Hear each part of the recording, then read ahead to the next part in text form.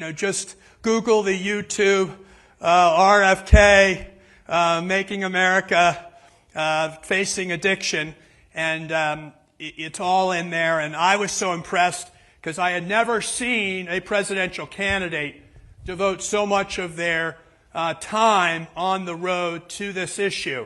And Bobby crisscrossed the country and met with many of the people that you and I know, the kind of thought leaders in addiction treatment, those that are really advocating for better prevention, and finally, what's often left out of this equation, those who are supporting recovery. Because we in this country have an acute care system that continues to treat people that never supports them in terms of their longer-term recovery. And even though this is a chronic illness, we often treat it as an acute episodic illness as opposed to the chronic illness that it is. What was really impressive to me in that documentary and the words the Secretary has had since then is the frame that he's putting around this issue. Because he and I both understand what it is to be in recovery, and we know that it's a biopsychosocial illness. And what we've neglected in our treatment paradigm in this country is we have done a terrific job on the biological. We know what to prescribe. Thank God we've got some not only great treatments in the past, but ones that are coming on board that show great promise. But if you don't combine the mental health and the social health, it's like a three-legged stool. The stool's going to fall down. And what I read into the President's executive order the other day is a commitment to start connecting the dots. All of us in our movement know that we're so fragmented. All of us as advocates advocate for one little diagnosis or one piece of the treatment continuum. We never take a holistic approach. And furthermore, we never connect all the different government agencies that touch someone with these illnesses. We relegate them to one system, and that's the healthcare system. And we've forgotten that these people work and operate within all the housing, and tragically, and too often the case in the criminal justice system and the human services system, and so forth. And what we've never done as a country is think about the true cost of these illnesses across the government. We only look at the cost to the medical spend alone. And until we take a broader aperture of this, we're never going to wrap our arms around all the needs that someone has, such that we can provide them the support that's going to give them the best chance at long-term recovery. Now, in this audience, I see many friends who are there for Amy and I. Furthermore, let me acknowledge my wife, Amy Kennedy, is over here in the back.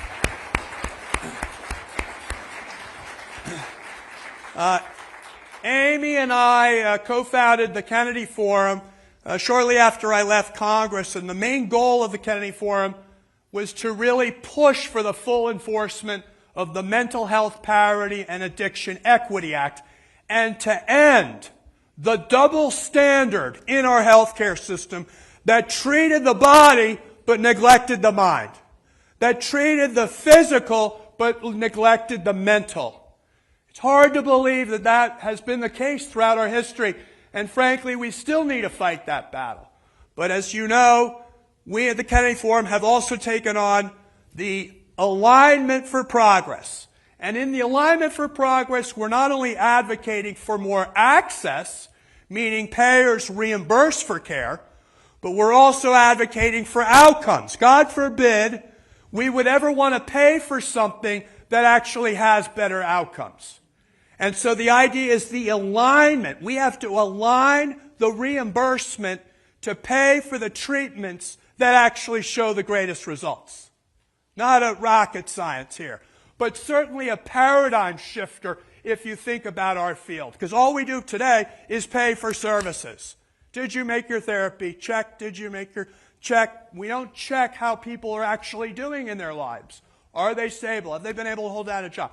Do they have housing? Are they reconnected with their family and friends? Are they in the community? These are things that have never been done in our system, and one hope that I have through Secretary Kennedy's whole initiative is that we can start to connect all of these dots that have been left aside in the whole approach. But the Alignment for Progress today is getting new life. And it's getting new life through the Action for Progress, because we at the Kennedy Forum have put great, policies forward, and we needed to curate those policies. But at the end of the day, we need to also implement those policies. And I am so grateful that I met an old friend who I reconnected with in Tom Kasumpis and found out that he has done at his firm HealthSperian exactly what we want in mental health and addiction.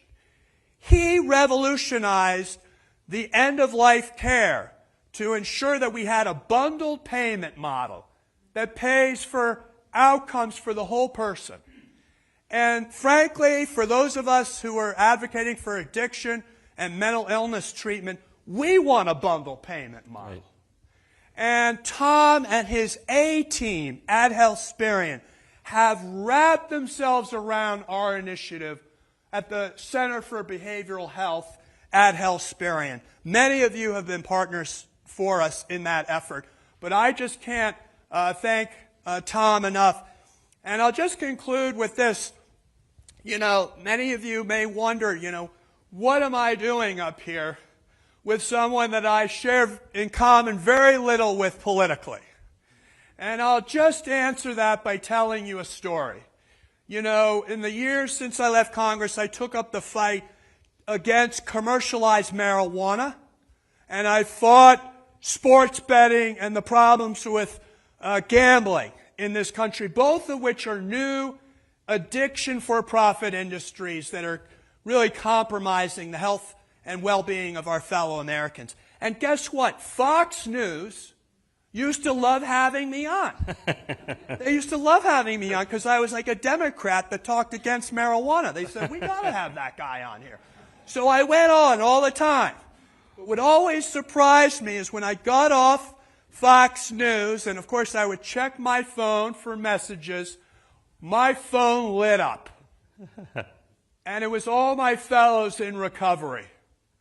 And I'm thinking to myself, that many people in recovery are watching Fox News? So it was a real awakening for me that we really can't be divisive in this issue. We have to be unified, because as much as we have our political disagreements, this is an issue that affects every single American, as the Secretary has said. And I, Secretary, to put this on the spotlight. And so with that, I'm going to have my friend Tom Kasumpis invite the Secretary to have a fireside chat around all of these issues and the new initiatives that have just recently been announced. Thank you so much, Tom. Well, Patrick, before we have the Secretary on, I just want to say one thing. First of all, welcome to all of you. We're all here because of your leadership. So I think we want to give Patrick an extraordinary round of applause. He has brought all of this together for us to focus on and make a difference. And now we're going to welcome the Secretary of Health and Human Services to the stage. Welcome, Secretary Kennedy. Secretary, good to see you. Good to see you. Well, thank you so much for being with us at our launch for Action for Progress. This is such an important issue. As you and I have talked, and you've said so many times, mental health, behavioral health, addiction is really one of the most critically important issues in our healthcare today. And it affects families throughout the country, all parts of families, mothers, fathers, sisters, brothers. It really is so extraordinarily important. And I know how important it is to you, and so we're so grateful for you to spend the time with us today, but also I think to hear from you about why it's important and sort of where we're going with the exciting new announcements that you made just recently around the executive order and the focus that you're taking to address these issues. Talk to us about that. I mean, it's a raw financial issue. It can be reduced to a raw financial issue. It costs about $92 billion a year in direct costs, about $890 billion a year in indirect costs and lost productivity and cost to our healthcare system, and just collateral damage. And all the collateral illnesses. One of the things Patrick and I were talking about backstage is the intensity of use by drug addicts and alcoholics of the healthcare system. That they're in the emergency system. They're imposing costs on our foster care system.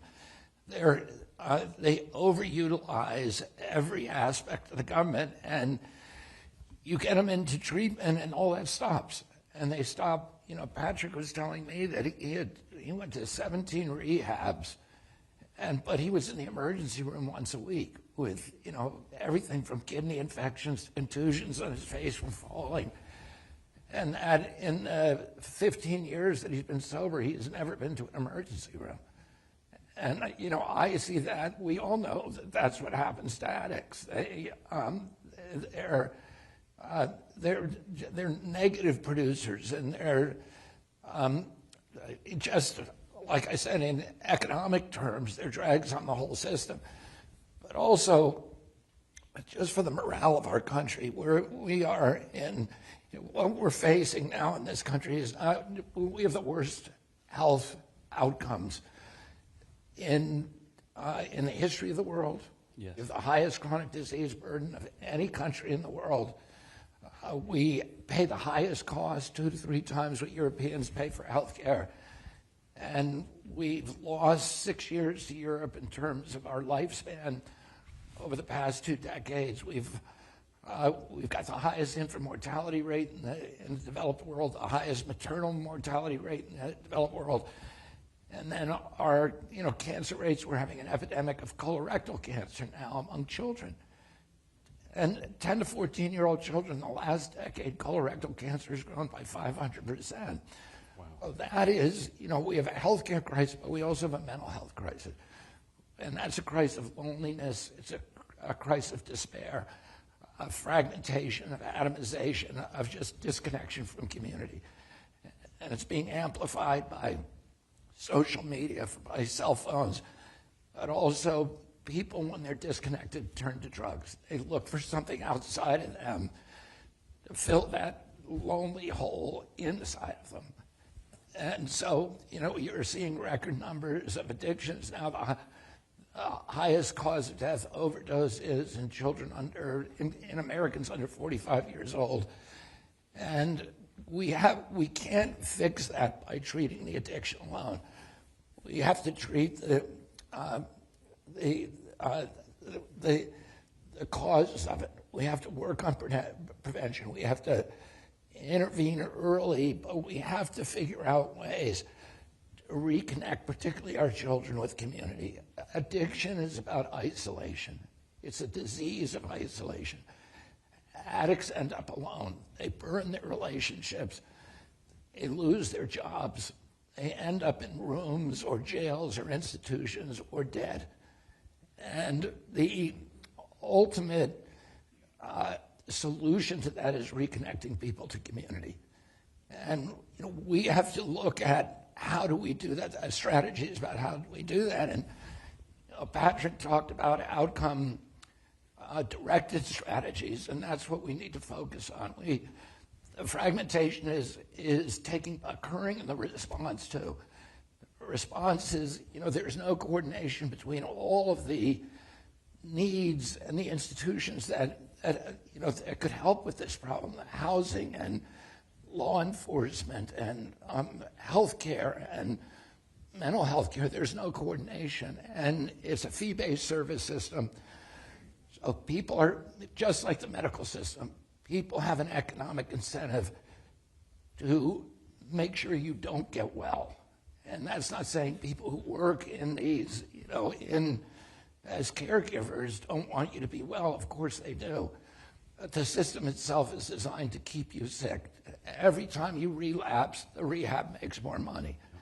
And the costs go up, and the insurance companies, you think the insurance companies are going to lose money every time you go, but they're looking at the entire cost because they collect friction from those costs. It's like Lloyd's of London rather have one boat sink a year or 100 boat sinks a year.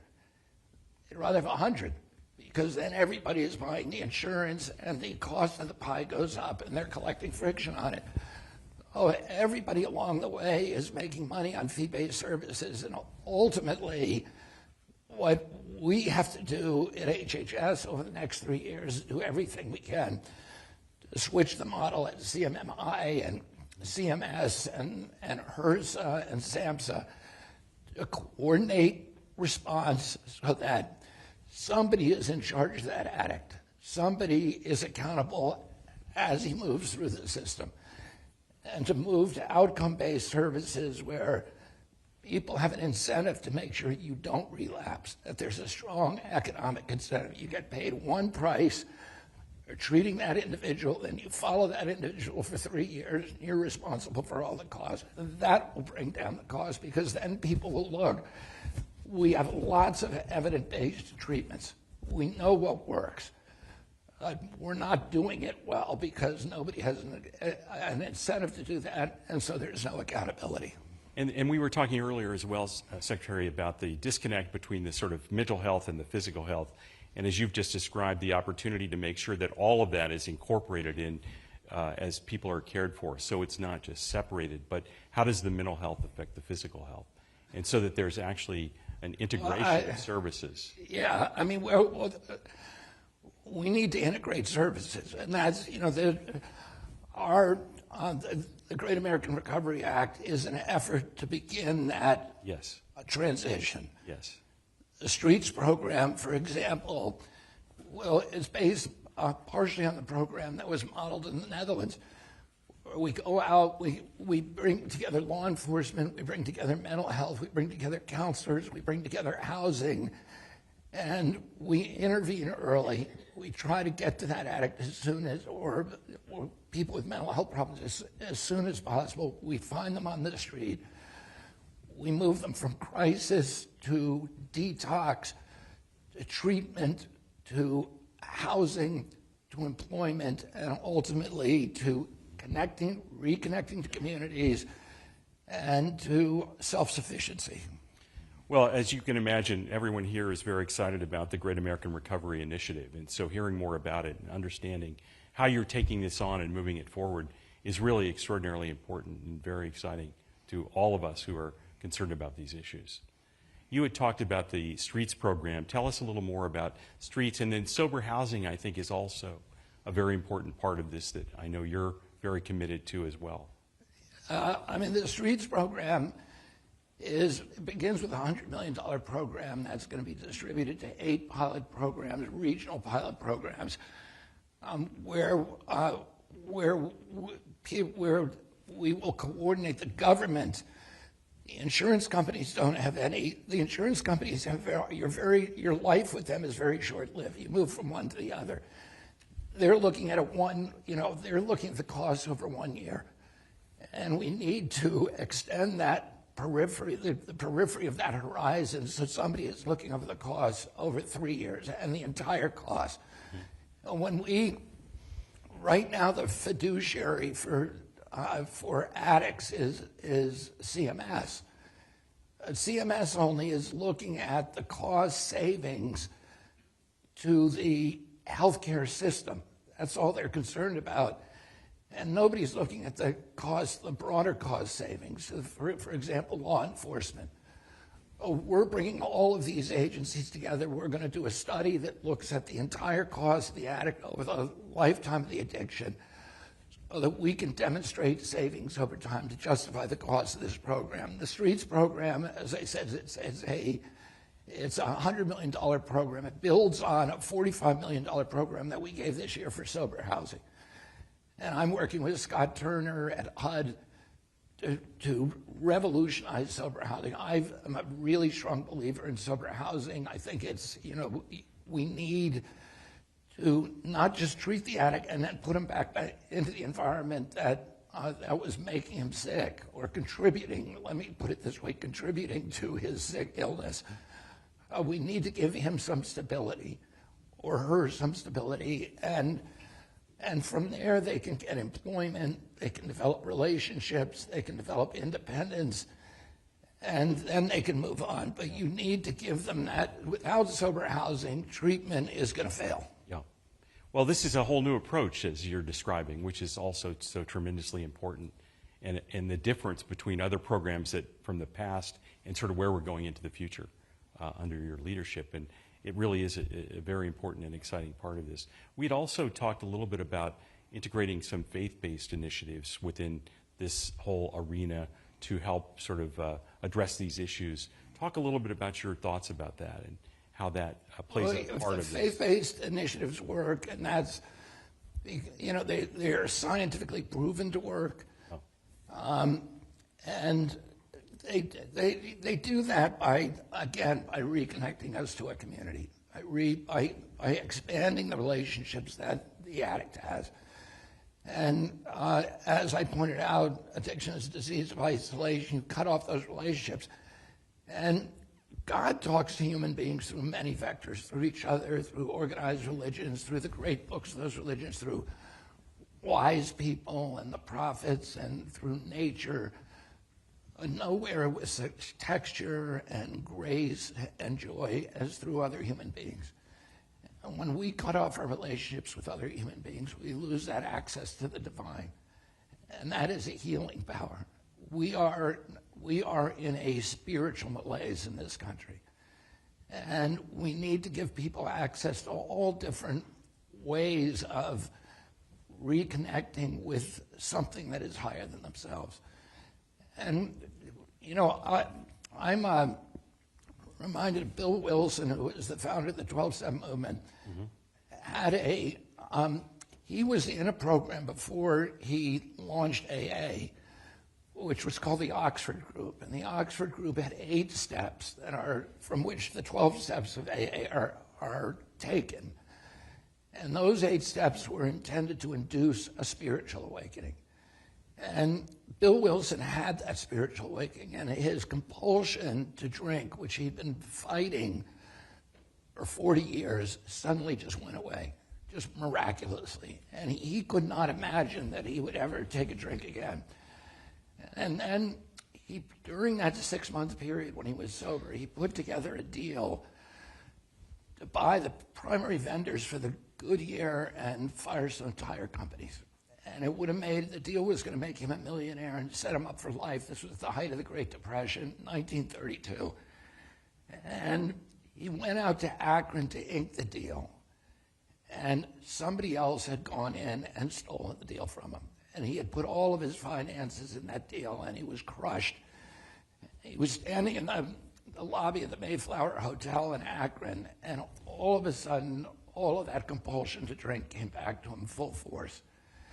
And he was 20 feet away from the lounge, and he could hear the ice clinking in the glasses, and he could hear the laughter of the patrons, and it was screaming at him to come in and get a drink. And on his way to the lounge, he had the central revelation of the 12-step programs, which is he realized the only way that he was going to stay sober is if he helped another alcoholic.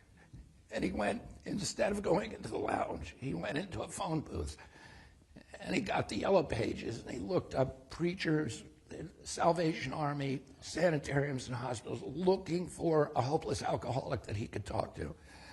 And he eventually found Bob Smith, Dr. Bob Smith, who had tried everything to quit drinking. And he was able to persuade Bob Smith to meet with him. And when Bob Smith came into the meeting, he said, "You got 15 minutes," because he'd heard it all. He never heard it from another alcoholic. And they ended up talking all night. And that was the first 12-step meeting. And they both decided the next day the only way they're going to stay sober is to find another alcoholic. So they went to the hospital, and they found a guy who was literally handcuffed to a bed. and he was the third member. And it was that this realization that the only way that the spiritual awakening works, but it's just a daily reprieve. And if it's not renewed every day through service to other people, service to other alcoholics, that you'll lose it. And so the 12-step programs teach you, build that muscle of you've got to do something to serve another human being every day of your life. And that's how you teach people to reintegrate in the community, because they get that spiritual and emotional return from service that they then become addicted to. And they begin building relationships and friendships and a sense of community and stability in their lives. And it gives them a purpose in their lives. And that's how you precipitate a spiritual revitalization, a spiritual renaissance, by reaching out to addicts on the street and then giving them stable lives and teaching them ways to be of service every day. It's extraordinary. Well, this also is, we have, as a nation, have a crisis around social isolation and loneliness. And I think that adds, as you've just described, to these issues around addiction, et cetera, that are so prevalent. But the opportunity to reach out, as you've described, is extraordinary, and yet so simple to do. I don't think it's simple. And I get very, simple in terms of making the effort. I get very intimidated from talking to Patrick. Yeah, right. Like an encyclopedia. Simple in all that these you need to make ideas that about effort. how to do it, but they all involve, doing these. A lot. It seems like you've got to change, everything the federal government has been doing forever, and I Which think I think that's you're what we have able to do. Yeah. Well, we can do that. We have to. There's a tremendous amount of low-hanging fruit. Yes. And but I'm hoping that when I leave this job in 3 years, that we will have changed the trajectory and changed public attitudes toward the treatment of addiction, and at least developed a lot of models in the states for outcome-based care and for integrated care, so that we have something to build on. Yes, yes, and that's happening so much, as you know, in the physical health arena. So paying for value, incorporating all of those aspects. That's what we're trying to do across CMS, and we have an amazing team. Dr. Oz is really extraordinary, and he's completely committed to this, as everybody is. Marty McCary and are committed to that model. Yeah. That model. Yes. Well, and the outcomes then will be quite different than they are today, where you're just paying for a service. Yeah, and that's just a death spiral for us. Death spiral. Yeah. Yeah. We have to figure out ways to reconnect our children to a national purpose and to communities and to a sense of purpose in their lives. Yes. And create bridges to bring people together again across all these atomized landscapes. Right. One of the challenges I think that we all face as well is the workforce. The opportunity to provide these services depends on a robust workforce.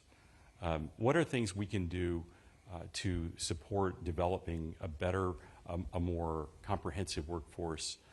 Because right now we have a lot of shortages and problems that really prevent us from doing certain things. You mean in caregiver for addiction specifically? Yes. I mean, that's part of the funding that we're putting in. We're putting in hundreds of billions of dollars. Right. And a lot of it, about about $500 billion, will go to the states in block grants, and that is a lot of that is workforce retention, building a workforce. Oh, it's that's one of the things that we've got to make an enormous investment in. Yes. And I know we've talked about this before, but I know personal stories are so important with respect to these issues because people relate. And I know your personal journey has been so extraordinarily important. Could you talk a little bit more about how that's affected where you're thinking and sort of what direction we're going in as a result of what you've experienced personally? Because I know that has really shaped your approach and your values. Yeah, I mean, I was a heroin addict for 14 years, beginning in my early teens. Yeah. And I've been 43 years in recovery. And these, 12-step programs saved my life. It provides all the gravities around which all of my life is oriented: my family, my friendships, the work that I do. I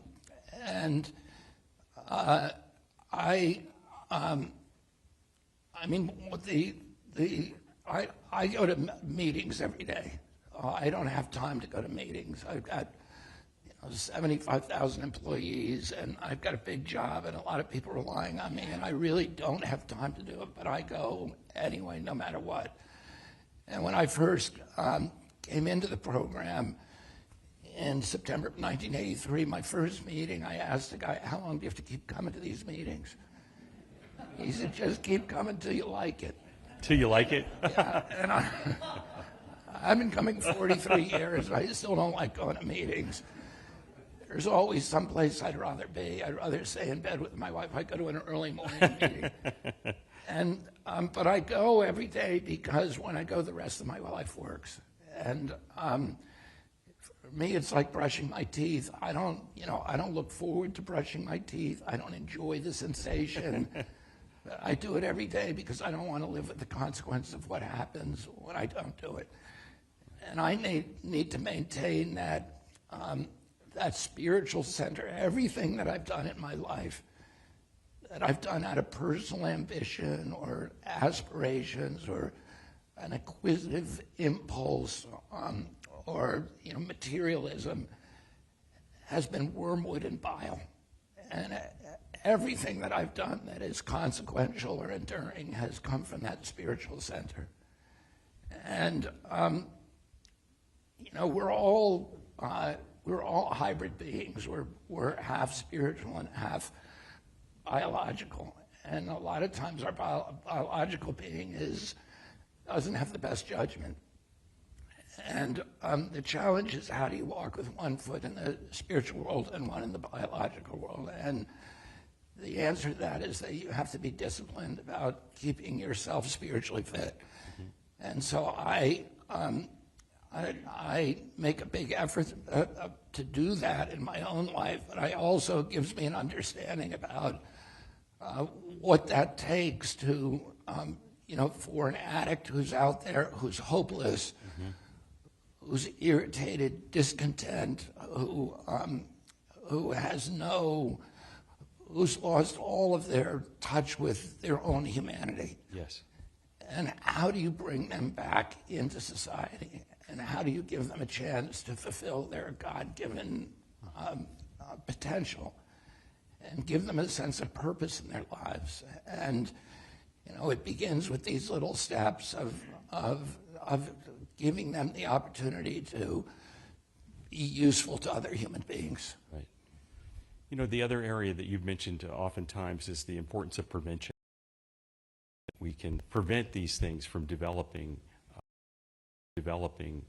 into the crisis points and crisis response as well. Any thoughts about? Yeah,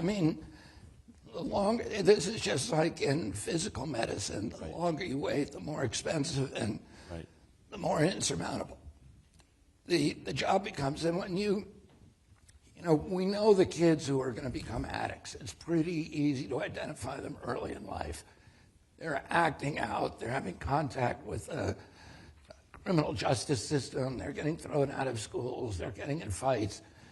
And you see these things happening, and we need to start doing the interventions then when there's still neuroplasticity in their brains, before they've internalized the pathology and locked themselves into behaviors that are very, very difficult to break later on. But we can break them early if we identify them early.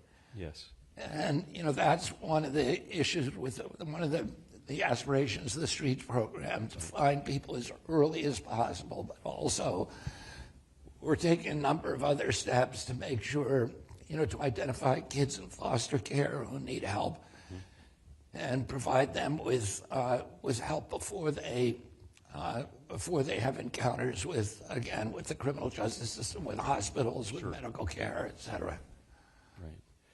So as you look ahead, Secretary, thinking about the future, in 5 years in America, what progress do you hope you'll see as a result of this work? How do you see that progress moving forward for our future? Well, I'm hoping that we've at least by then gotten a series of models around the country and in states and cities of things that work, so that we know how to do them. We know how to bring the insurance companies in. Yes.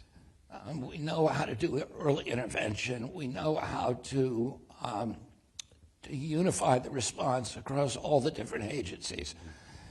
And we know how to, we've developed ways of following the addict for several years and having somebody take ownership of that addict and say, okay, if I pay you as a rehab, I'm not going to pay you, a daily rate so that the guy relapses in 2 months and you get paid again.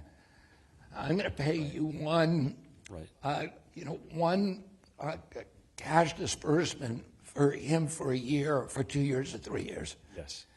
And really manage the care. Right, and you manage all the care. Yes. You're responsible for that individual, so if he shows up on your doorstep again, you're going to lose money. Right, right. And that gives the economic incentive, the financial incentive to that rehab to do everything in their power to make sure that addict does not return.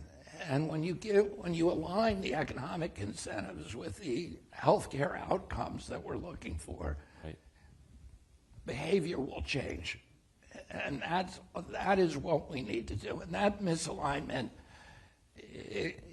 is pervasive throughout the healthcare system in this country, and it's why we're paying so much for healthcare, because people are not getting paid to make patients well. Everybody in the system, the insurers, the hospitals, the doctors, the pharmaceutical companies, are all making money by keeping us sick. And those economic incentives filter down and they change human behavior. And we're not going to do anything without, the easiest way to change behavior is to rationalize the financial incentives. And once you do that, everything else is just going to follow naturally. Now, people are going to be incentivized to identify the interventions that actually work. Yes. And to implement them.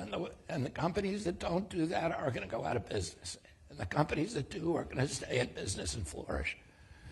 All the things that we're chattering about, nothing's going to work unless we realign those incentives. It's absolutely critical that we do that. So, we all have our thinking caps on every day about how do we do that? How do we do models for this? How do we, how do we rationalize the economic incentives so that they're aligned with good healthcare policy and good health? Yeah, well, that's, I think everyone in this room, and certainly the work we're doing for Action for Progress under what you're saying. So we are really grateful to you for your leadership, and grateful that you're moving forward with all of these initiatives that we can work with you on and be supportive of, and really transform the mental health addiction care that we provide in this country. It really is an exciting opportunity. Thank you very much, Tom. We're about out of time. I just want to say one personal thing at the end. The Secretary and I have known each other for, most of our lives, actually, since we were kids. At least 50 years. At least 50 years. When I was talking about doing this, my colleagues said two things. Don't call him Bobby, and don't start talking about Hickory Hill and Hyannisport stories. So we stayed away from all of that. But what we didn't talk about and we touched on was, I think, the thing that I find most inspiring by this whole discussion, Secretary, is one, your passion and commitment to transforming the system and providing that leadership. But also, if you think about those who are suffering today, right now, struggling the way that you did in the past, and looking at that time to where you are today as the Secretary of Health, influencing the health of millions of Americans, the inspiration and hope that that provides is beyond description. So thank you for all you're doing, and we look forward to working with you into the future to achieve these extraordinarily important goals that you've aligned. Thank you very much, Tom, and thank all Let's of give you. the Secretary a round of applause. You're the best. Thank you. Yeah. Give me a hug, man. Thank you. Thank you all.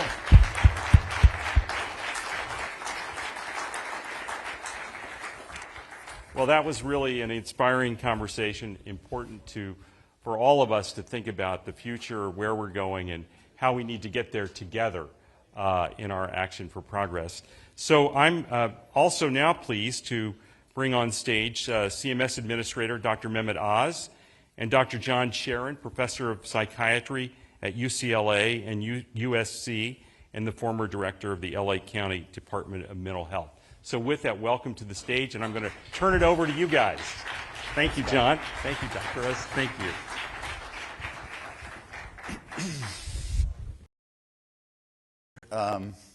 I came from LA,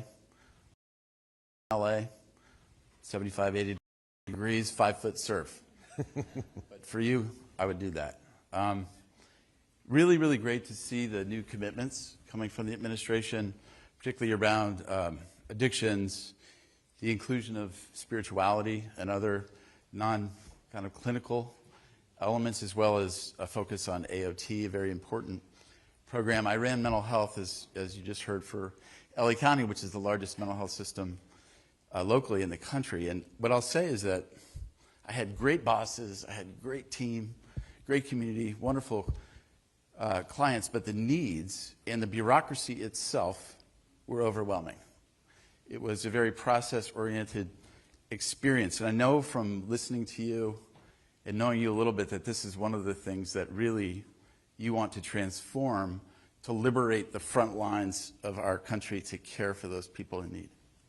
We use the word liberate. I think it's the right way to think about it. We can unlock tremendous potential.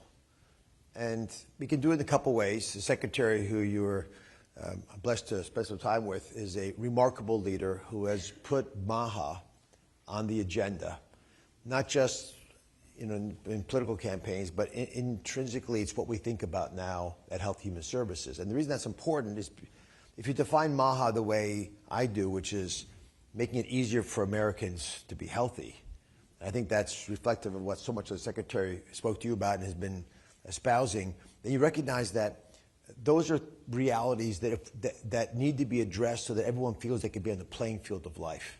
A lot of moms are telling us that they feel it is harder for them to raise their children healthy than it was for their mothers to raise them. But that's probably chronically the case. Everyone always thinks it was easier for the prior generation and their parents had it easy. But demonstrably, objectively, there are challenges to raising healthy people today that we have to get our arms around. And that has much more to do with us taking brave action on some controversial topics, which have sometimes moneyed interests that oppose them. And it takes a brave person, so I applaud the Secretary for that. He's been a great leader, and I know that's going to take place. It may take a while, but that's definitely going to take place. But then within the system of how we pay for health care in America, we have remarkable levers that we do not use as effectively as we could. And I went to business school when I was in medical school. I didn't go there to invest my portfolio. I went there for one reason. I knew money drove decisions in medicine. I was curious how it did it. And the graduate course is what I'm in now. It's the best job I've ever had, by the way. It's not just because of secretary, but it's remarkably talented people come into government, at least in this administration, and they're not coming there to watch stuff. They don't want to keep the trains running on time. They want to actually fix the problems that many of you appreciate. That's why you're here today. And so the structural abnormalities that hinder our ability to drive value into the healthcare system have been hindered. But let me come back to this word liberate that you used, because it may be the most important point that we'll both talk about. If we want to unlock the value of Americans, we have to keep them healthy. But what does that translate to in money? You're all aware of the national debt and how every year we're losing trillions more and the interest rates more than the defense budget, all that stuff. But let me just put a number that's a bit more helpful, make you optimistic. The average American retires at age 61. Obviously, Medicare doesn't even hit you till 65. So they're retiring before they're getting their Medicare benefits, before Social Security fully kicks in. If we could get the average American, because they feel healthy, they're vital, they're strong, they have agency over their future, to start working a year earlier, right out of high school, or work a year later, not retire, or work better during their lifetime because they're healthy, it would generate about $3 trillion. $3 trillion to the U.S. economy. That would more than remove the debt. It would provide us unbelievable strength because the taxes on that $3 trillion would allow us to keep Medicare Part A solvent, to make a trust fund. It would allow us to make Social Security healthier, tremendous downstream benefits. But to do that, you actually have to invest in making sure people want to work the extra year. And a major reason people don't take the steps that make objective sense for them or want to leave their jobs early are mental health issues, the purpose of this conference. And we have all kinds of laws and rules that treat mental health conditions like they're chronic illnesses, that makes them eligible for payment and the like. But what we're going to talk about today goes beyond that. Why is it that it's so hard to deal with mental health challenges in America? Yeah, these are great points. And I mean, one of the things that I've always led with is the importance of purpose. And we have a population with folks, as you're saying, who have an opportunity and capacity to deliver more work. And why are we not leveraging that? And why are we not leveraging that in the health and human service space? And I would even say particularly the behavioral health space. As Secretary Kennedy always points out, sponsors, mentors, coaches in the military community, battle buddies, are a critical component, not just to navigate, but to provide kinship and help people with their day-to-day lives. And that's not something that we in the healthcare system, and I say this as a clinician, really give enough attention. The solutions are not all clinical. The non-clinical arena is very, very important, and we ought to be looking for that as an employment initiative as well. Well, I have 20 years ago, with my wife, started a foundation that does peer-to-peer mentoring in high schools around the country. We touch the lives of about 200,000 kids a year. It's grown dramatically. We put about $100 million into this project. It works. We have objective data. We need more of those kinds of experiments. At CMS, we're looking at models. So CMS is Medicare, folks over 65, Medicaid, people who, as Hubert Humphrey has said, are at the dawn of their life, children. 53% of kids are on Medicaid. At the twilight of their life, older folks who don't have money, they go on Medicaid frequently, and then those living in the shadows. So those are the classic categories that are Medicaid. And all great people take care of their most vulnerable. We're a great nation. We're going to do it as well. That's the ultimate safety net of the country. So we have those two big issues. But the way we innovate often is around these models that we create to get people to come play with us in our sandbox to come up with better concepts. And we have ones that are dedicated to mental health services. We, for example, go into institutions, to places where people are institutionalized and provide them primary care services.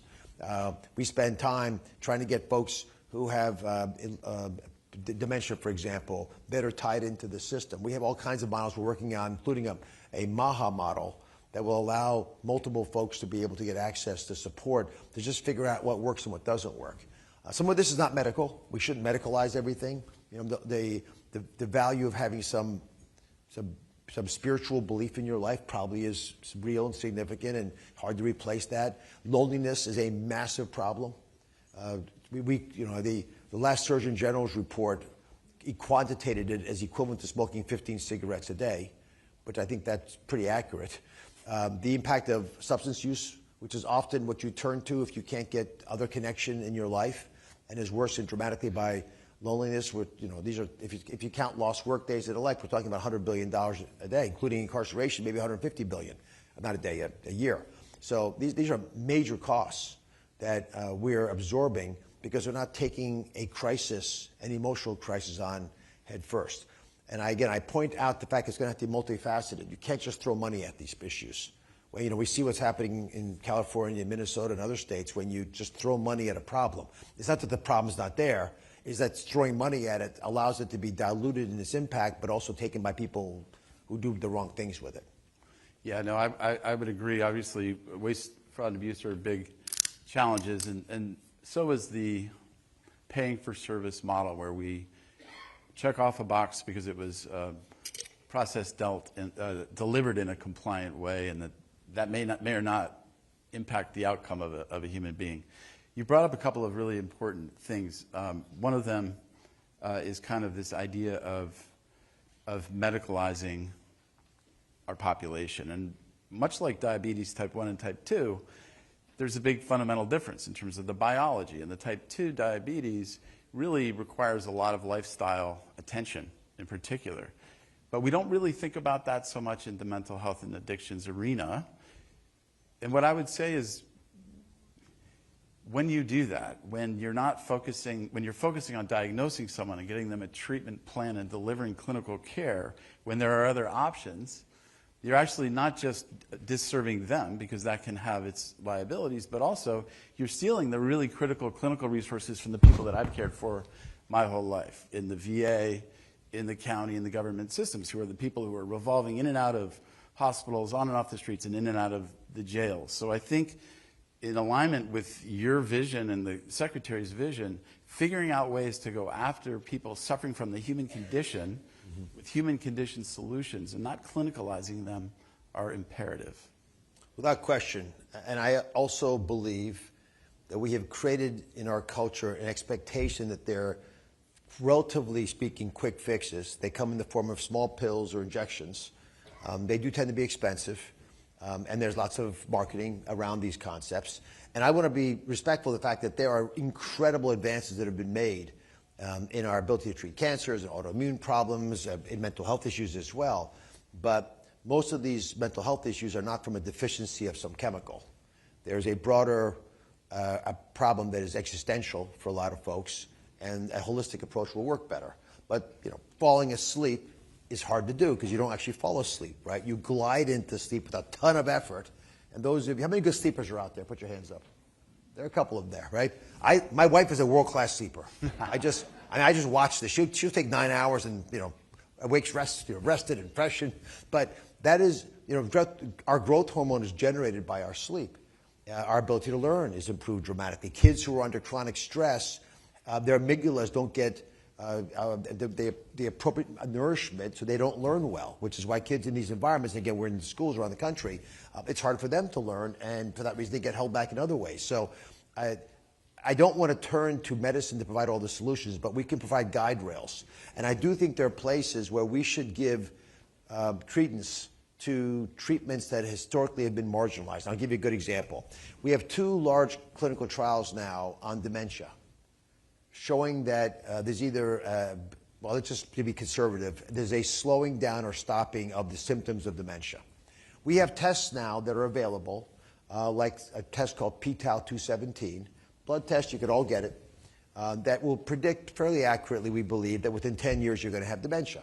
A lot of mental health conditions start because you stop having, your complexity management starts falling away. That's probably a better way of thinking about it, I think. Complexity management is something we should sort of enjoy, and you're multifaceted. You got to get the kids to school, get folks at work set up. That's all, But when you stop being able to do that because you're having cognitive impairment or other issues are going on in your life, you start to get depressed and down.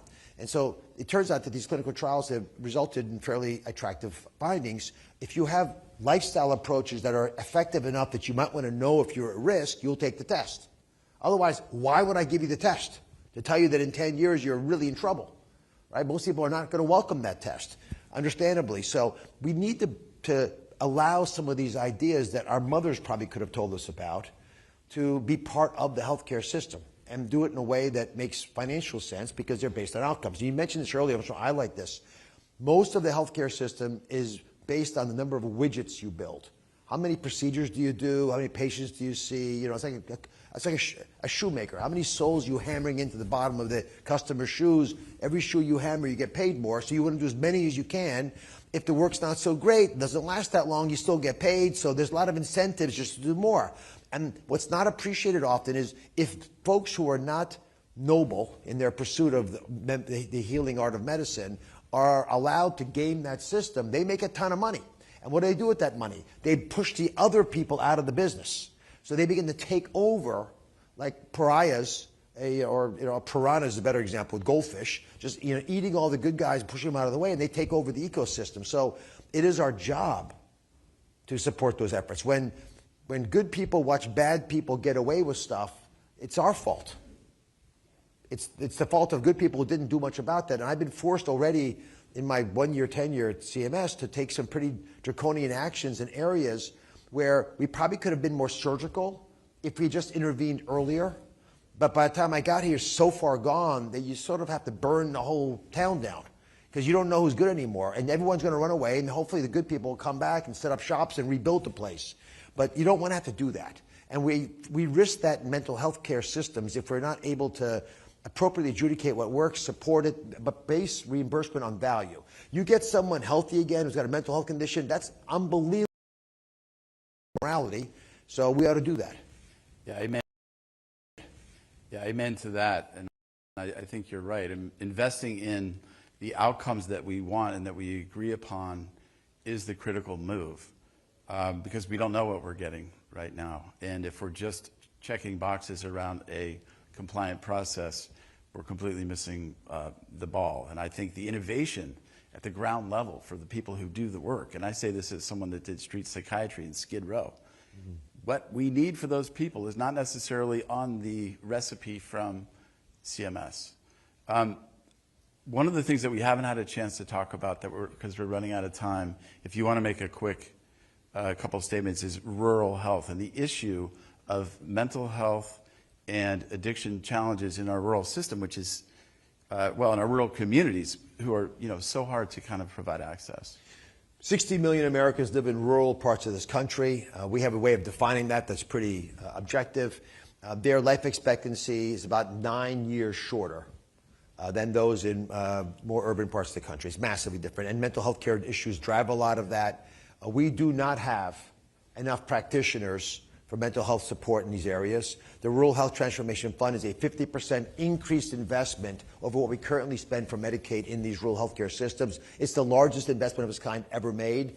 And all the states, 50 states, were given a chance to compete for this money. They all got some of it. And a large number of these applications included mental health support systems. But I'm telling you right now, there's no question about it, whether you want it or not, the best way to help some of these communities is going to be AI-based avatars.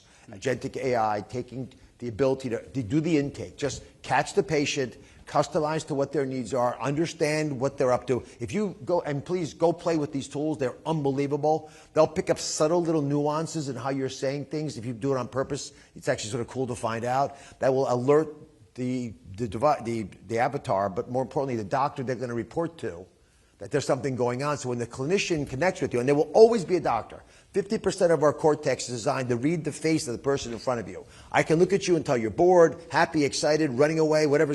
But before you say a thing, and we're hardwired to read each other for that reason. We're social entities by definition. We got to where we are because we're social entities. So the key question is, how do we use AI thoughtfully in that setting? And if we do it right, we'll build a much more sustainable healthcare system around mental health issues. God bless you. Yeah, God bless you. Well, we're getting the red flash. I see it. There's a break for commercial. That's what that means. Well, thank you. Thank you. Thanks so much for your time. Thank you.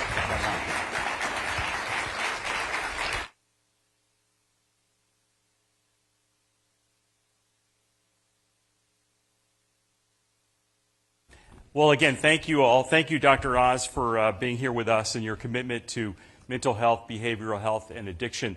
I also wanted to acknowledge Dr. Oz recently, as he was talking about fraud and abuse, recently visited a program of ours that we work with in Las Vegas to look and assess at the issues around fraud and abuse in hospice care, which is really distressing, and then went to California and did the same thing. So he's really on the move to address those issues, which we're very, very grateful. We're about to do some chair moving here, and then we're going to welcome our next panel, and get out of your way there. Our next panel is called, named Patient-Centric Behavioral Health, Integration of Prevention and Chronic Disease.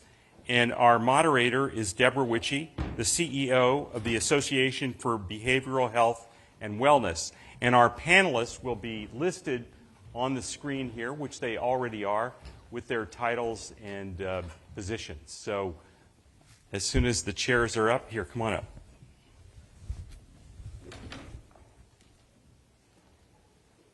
It's a big panel.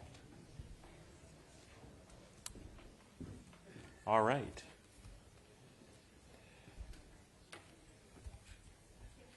Thank you. Thank you. Good to see you. Thank you. Hi, how are you? Thank you. How are you?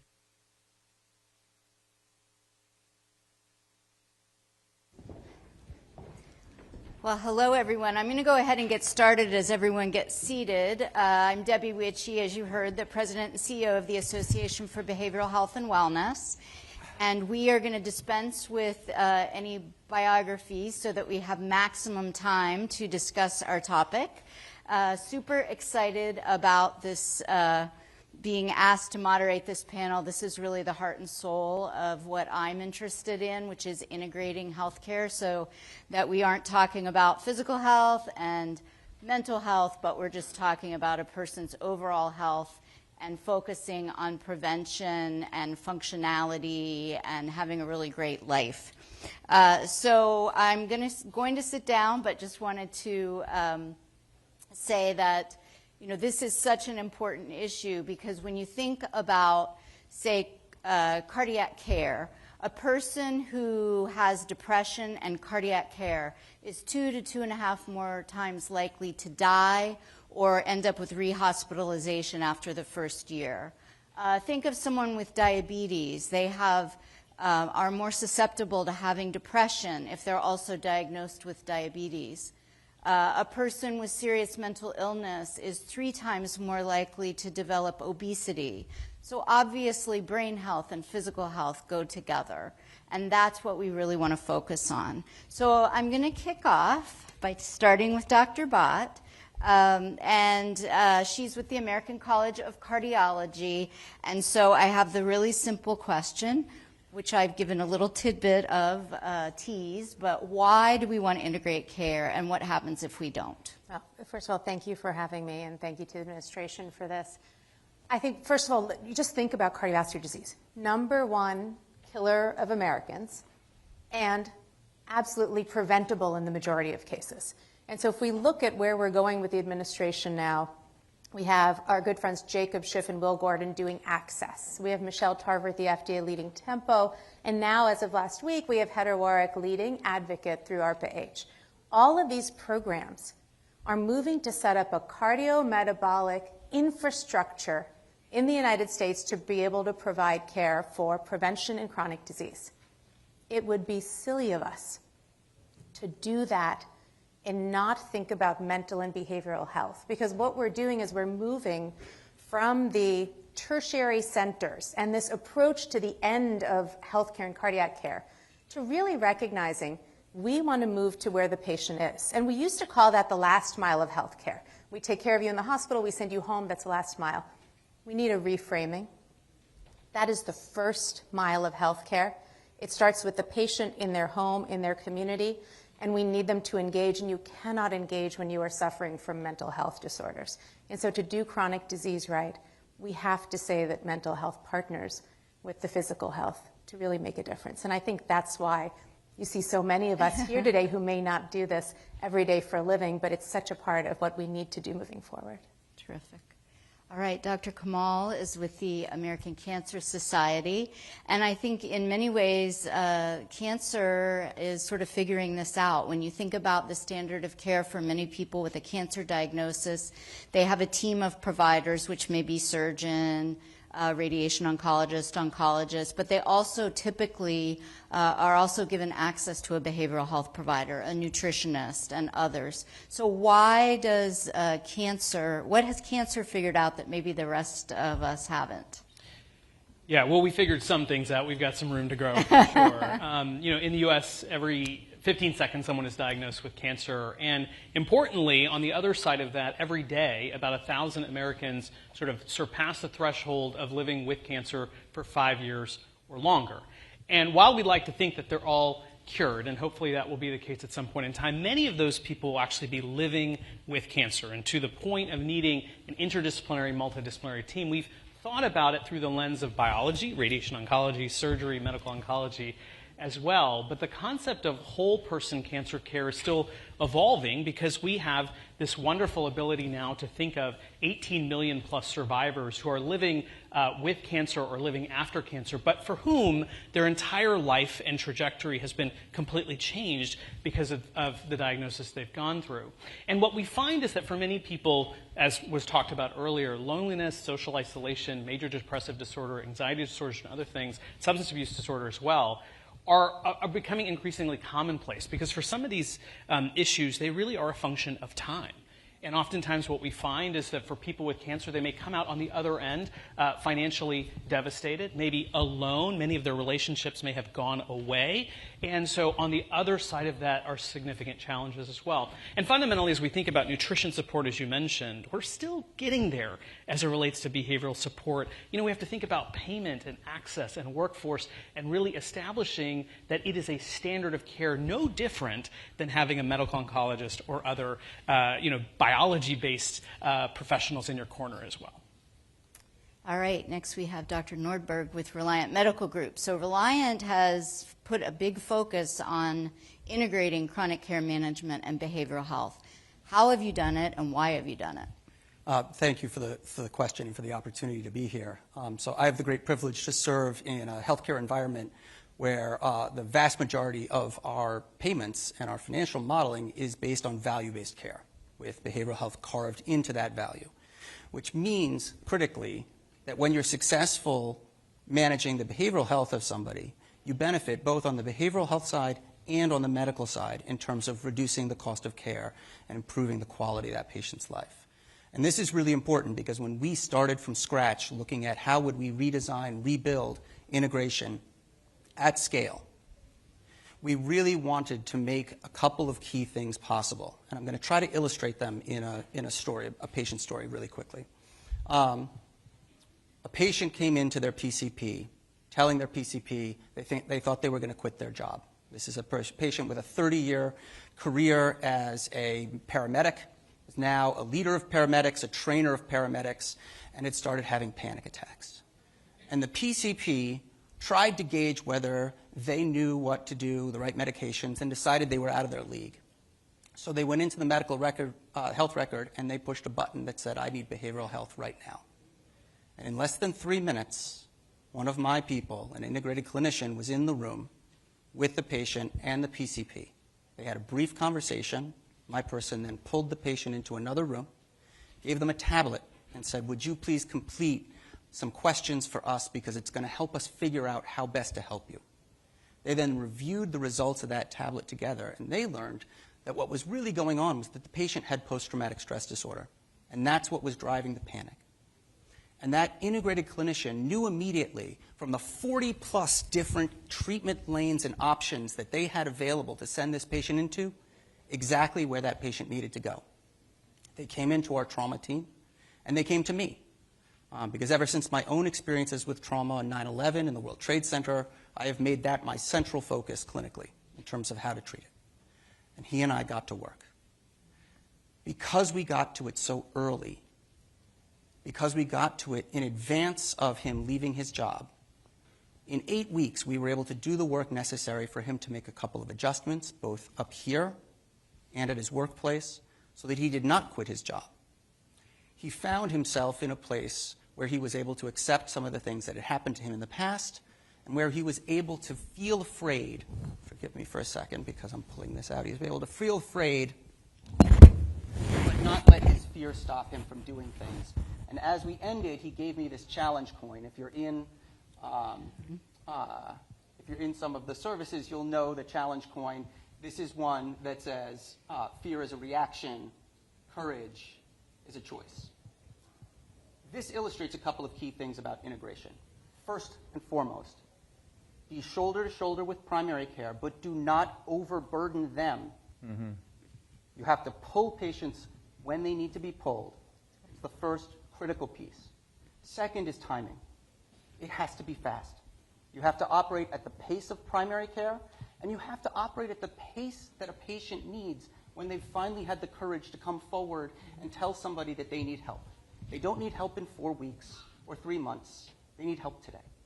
So that patient was scheduled to see me within 48 hours of voicing their need to their primary care provider. Third key piece, data.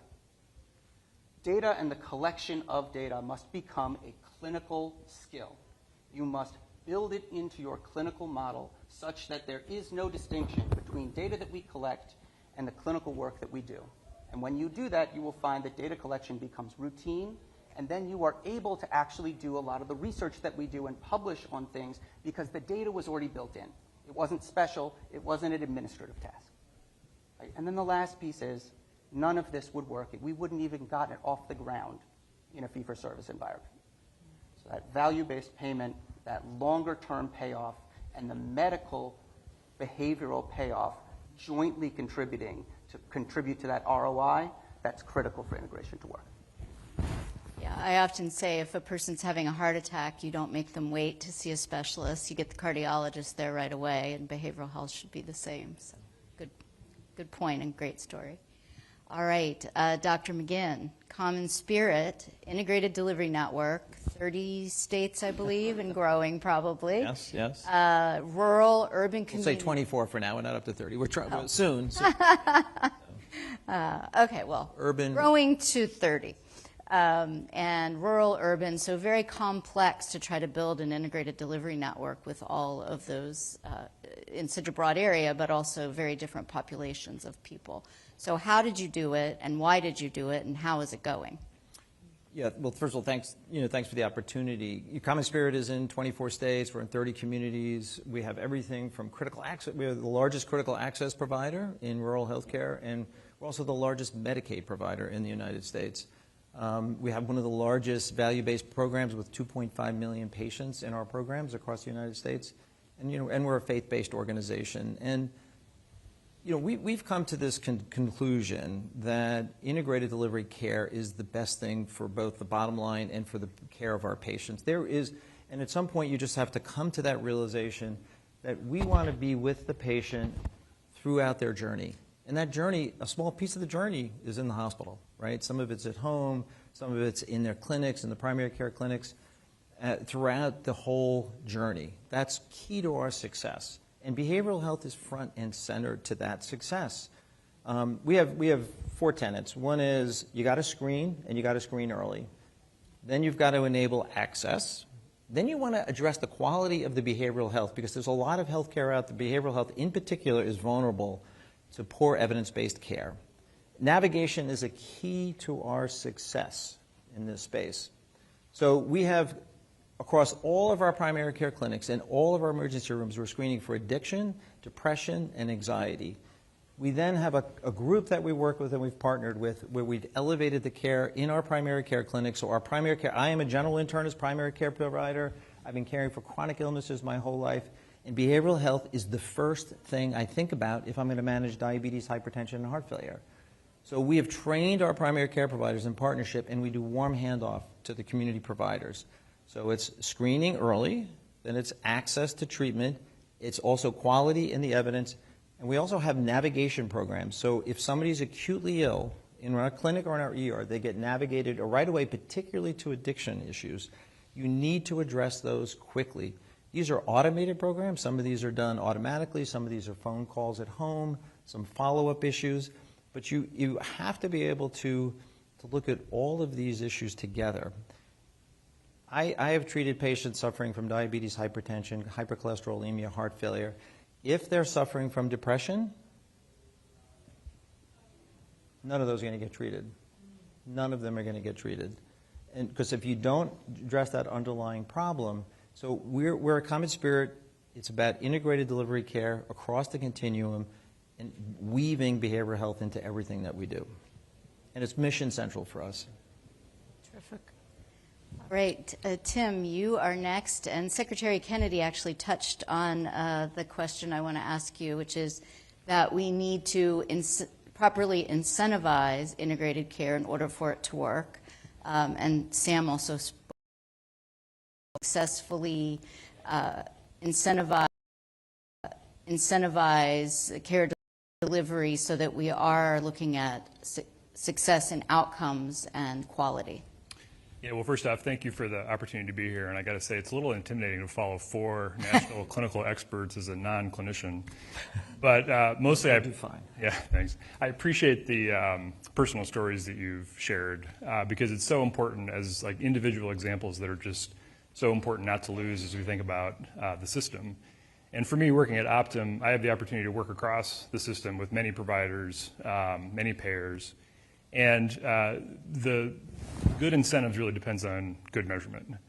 And the challenge that we have with mental health in the United States, while we have really strong evidence, and the evidence is very clear on what works, as you said, the evidence isn't always deployed consistently across care delivery. So we see a lot of variability, and that makes things incredibly challenging to measure.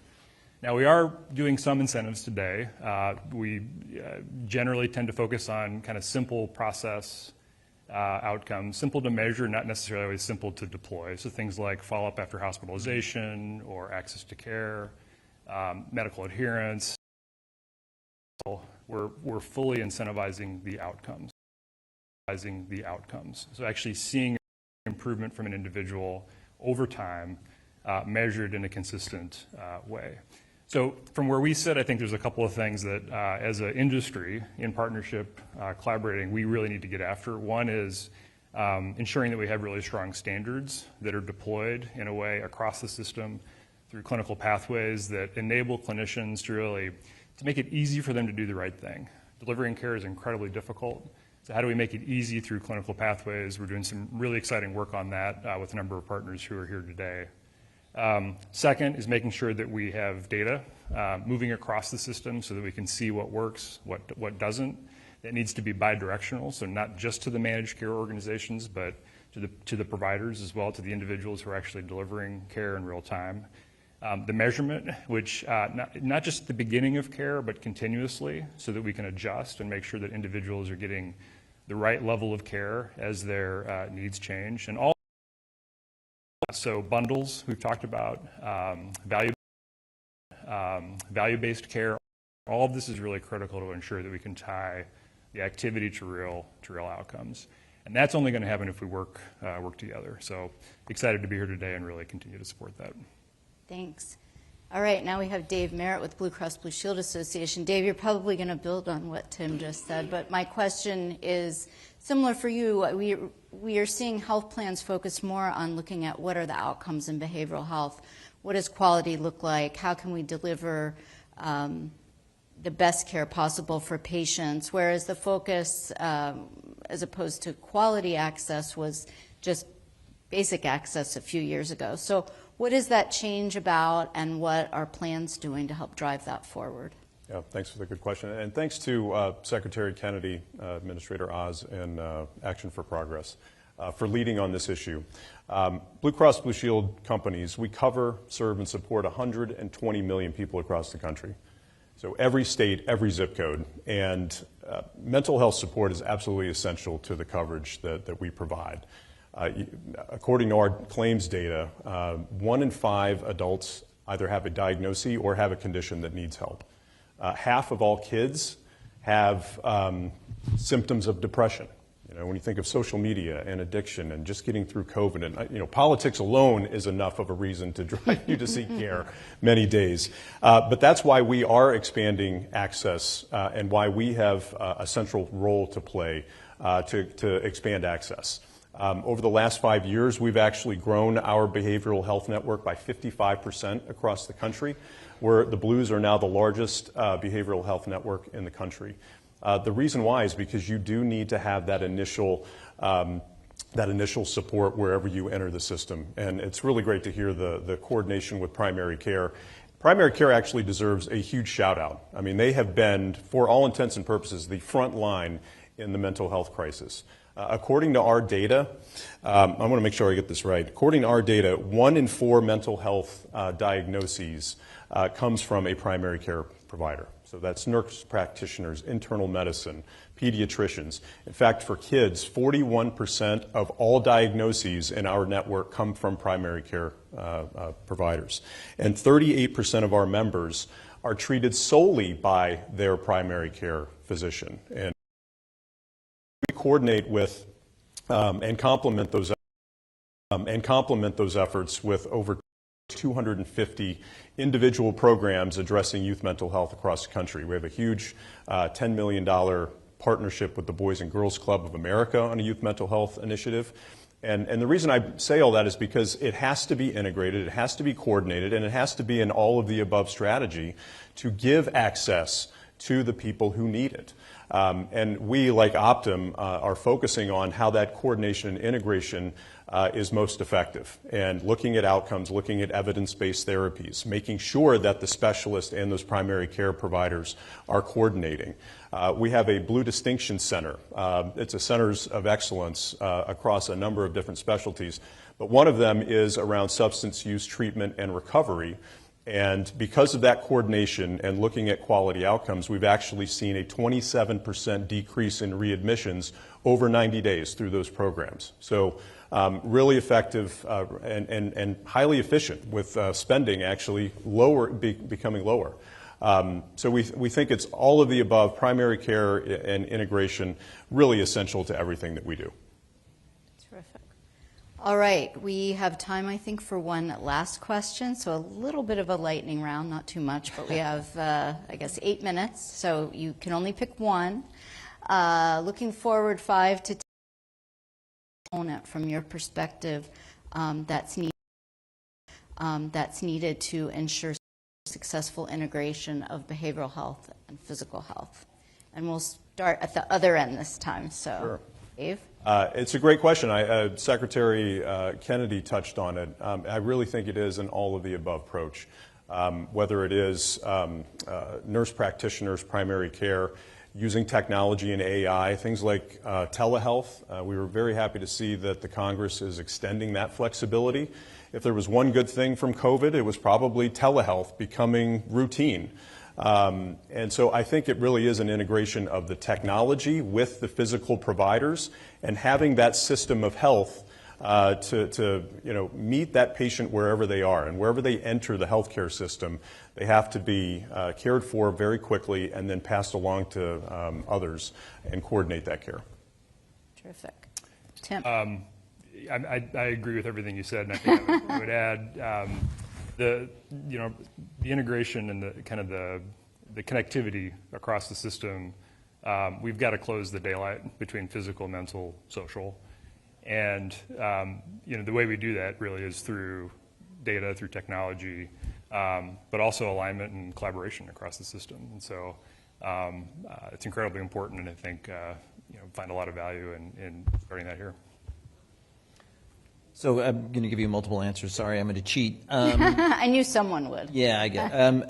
I think that, I agree with everything that was said. I think if we don't get the parity issue taken care of in terms of paying for this care, and there's a lot of unfunded elements of this care. There's navigation, there's the virtual components to it, there's care at home. There's a lot of things that we need to look at that we're not really, reimbursing. But I do think fragmentation is the #1 enemy that we have. Patients move from one thing to the next, and how do we have a fluid continuity? We are looking, at Common Spirit, we want to know with you the whole journey, and behavioral health is going to be with you at every piece of that journey. Whether you're in heart failure, getting hip replacement, getting cancer treatment, we're going to know from the minute you're in the hospital, outside the hospital, and behavioral health is going to be integrated into all that pieces. So patients feel you're with them the whole way. Right now it's like, oh, you have this ASC over here, or you go to this acute care center over here, or you go to this over here, and every time you go, you're telling your story again. They want to know that you know your whole story, including your behavioral health. Top of the list, behavioral health. Nothing else works if that's not working. Terrific. I'm going to cheat too. Agree, and See, if you start down there, you can agree with everybody and add on. And what I would say is integration is remarkably hard. And even when you create the incentives to do so, there are still massive change and implementation related barriers. And what we need are more learning health systems like Reliant that can provide early indicators of what works and what doesn't. We need more published work on the real world application of research and guesswork and seeing what sticks in the real world. To build those learning health systems, what we need is precise data. We need data and measurement that is as complex as our patients are.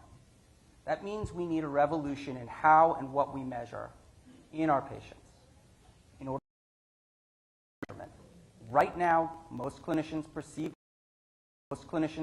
measurement as an administrative burden imposed upon them. We need to flip that. Clinicians need to see the tremendous value that measurement can add to their clinical practice, making them, in fact, better clinicians. And there's a wealth of research on this that is poorly disseminated. So those are some of the key components if we're really, truly going to execute on the remarkably complex logistics and change management of integration that have to happen. Dr. Bott? I think when people think about cancer, it's tempting to describe it as an abnormality of biology. But the reality is in the last 30 years, mortality for cancer has gone down by 34%. And where we're left is the other things, the other B, the basics, right? The basics are relationships, their purpose, their nutrition, their feeling of connectedness. And when you look across the cancer continuum of why better things aren't happening, from prevention to early diagnosis, screening, survivorship, you will find a pull-through of behavioral health challenges that challenge people as they're trying to thrive from going from one stop to the next. We know that fundamentally that we do team-based care in cancer pretty well, but these things are extra a nice to have. And fundamentally for us to continue to close that mortality gap from 34% to a number much higher than that, these have to go from nice to haves to have to haves, and fundamentally at the end of the day, everyone with cancer and their caregivers and the survivors and the people they love should be able to count on equitable access to behavioral health care no matter where they are in this country or who their insurance provider is. Now, Dr. Bott. Oh, gosh. We don't have enough clinicians, and we have more and more patients. And that's not going to change in the next 5 to 10 years. I wish it were. It's not going to. And so I'm going to say those words, which are said in almost every panel nowadays. We need the digital health and we need the AI. We need it because there's not enough of us and there's too many people to be cared for. As we do that, I think there's 3 different ways to do it. One is we think of ourselves as clinicians, doctors, nurses, but actually, if we just open the aperture and think of how many people consider themselves caregivers, if we include rural America and community health workers, and we could use AI, digital technologies to help upskill people to triage better, help catch that patient early on in their journey because we help them get the knowledge they need, not for exquisite care that takes the 35 years I trained for, right? But just, are you sick or not? Do you need attention now or not? We can use AI and digital technologies to really expand the number of caregivers we have. Then I think the second part is if you actually look at providing care for people, and this is scary, but I'm going to say it. Think about the teenager who has anxiety and eating disorder. Think about the postpartum mom with depression who's kind of at home in her bedroom and then going to the baby's room. Think about the active businessman who thinks he has ADHD because everyone says so, but actually it's anxiety and OCD, and the treatment for that is completely different. Or the elderly person, like my grandma, where we don't know, is it depression or is it loneliness? All those people are seeking help on their own because people are providing mental health chatbots. They're providing companions. And so the industry and the consumer, and I think we have to take the responsibility as people interested in building healthcare systems, as clinicians, to say we are going to help build a version of that system that empowers our patients. And so it's scary, but it's even more scary if we don't go there. So I think we need digital health and AI to empower our patients and to empower all the people who call themselves caregivers. And if we do that, then I think in 5 to 10 years we're going to see a model that works not only for mental health, but for everything else that we care for right now. Terrific way to close. I think what we've heard today is that everyone is very aligned on what is needed and what we need to do. We are starting to see some progress, and the important piece moving forward is that we all need to work together, meaning all, to drive this forward, because I think we all see the same vision, that is this integrated care delivery system where we're not talking, someone said to me earlier, I'm going to be so happy for the day when we don't talk about brain health and physical health in separate boxes, and amen to that. So thanks so much for the time, and thanks so much to the terrific panel. Let's give them a round of applause.